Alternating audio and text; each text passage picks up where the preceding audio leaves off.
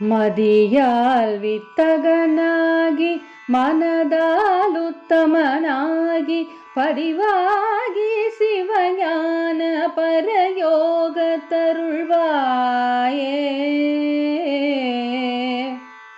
மதியால் வித்தகனாகி மனதால் உத்தமனாகி பதிவாகி சிவஞான பரயோக தருள்வாயே. நிதியே நித்தியமே என் நினைவே நற்பொருளாயோய். நிதியே நித்தியமே என் நினைவே நற்பொருளாயோய். கதியே சொற்பர வேளே கருவூரிற் பெருமாளே.